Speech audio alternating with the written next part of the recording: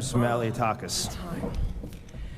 First, I want to thank each and every one of you for your service to our state. I want to thank the chairman, for Anthony D'Esposito, for his service to our city as a former NYPD detective. And I want to say that this is about 9/11, and it is about preventing the next terrorist attack. And that is why we have a responsibility as members of Congress to make sure that our homeland is secure, and that includes our borders, and that includes making sure that the Department of Homeland Security does not have an open border process that is allowing millions of people to enter into our country.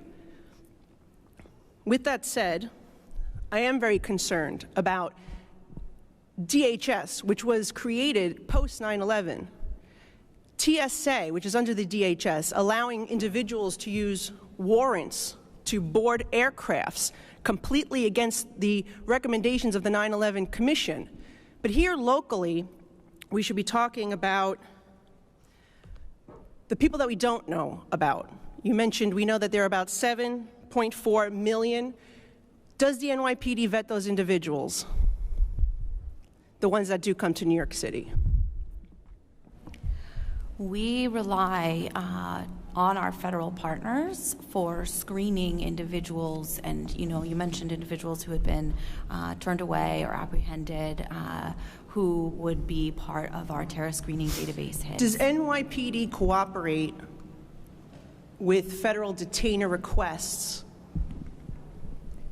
So NYPD, in terms of criminal enforcement, and you're referring to sanctuary city policies and our ability to partner with Immigration and Customs Enforcement and Customs and Border Protection, and in the context, which is where I operate, of crime investigation and prevention, we cooperate extensively. Extensively, with you ICE. do. However, does the City of New York prohibit NYPD from cooperating with federal detainer requests? Because the last that I saw, out of all the retainer requests this year, last year, and the year prior, there was zero cooperation.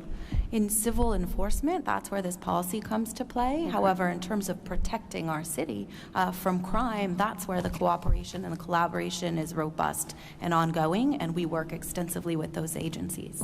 Okay. Well, and I would like to say that, for the record, that there have been dozens of individuals that are currently here in the current shelter system created by our mayor for migrants that have been arrested and released back onto our streets.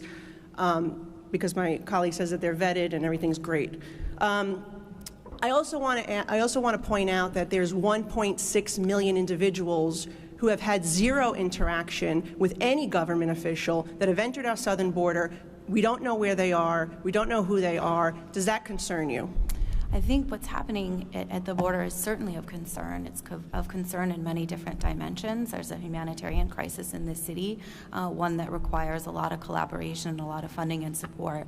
From a security perspective, which is my purview, it absolutely does. And I think one of the issues I wanted to flag was tremendous partnership and cooperation with federal agencies surrounding some of the networks, human smuggling networks, related to individuals from Uzbekistan, and there were press reports recently around links to ISIS of some of those individuals, and so that vetting and that intelligence and those partnerships that we have come to rely on in terms of our ability to investigate threats have allowed us, working collaboratively with our Joint Terrorism Task Force officers, NYPD officers assigned to those task forces. You mentioned the federal partners that investigate the human smuggling network as it relates to ISIS. The FBI reported that those individuals were already in the country, so they were able to somehow get in despite this great vetting process that my colleague says exists.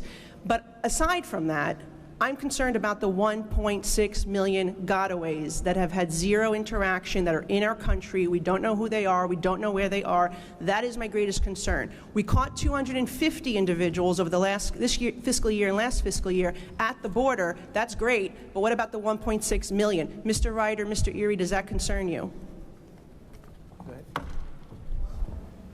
Much like the commissioner said, from a security professional's point of view, of course it concerns me. But as we deal with this humanitarian crisis, we need to get our arms around that and what's going on at the border and these folks coming into the country. Mr. Ryder? Absolutely, it concerns me. Well, I want to thank you all for what you're doing. And again, your job is being made difficult by what is going on at our border, that the Department of Homeland Security was created to keep our interior secure. So that's what we should all be focused on in Congress, is making sure you have the tools and resources, but that the policies of this administration, this Congress, are in place to actually help you do your job, not make it more difficult, because you shouldn't have to divert all these resources from the current threats. I think there's 1.6 million people in the country. We don't know who they are, where they are, and what they're planning. And that, I think, is the number one thing that we should be concerned with. I yield back to my colleagues, and I thank you for allowing me to participate in this important hearing. The gentlewoman yields. The chair now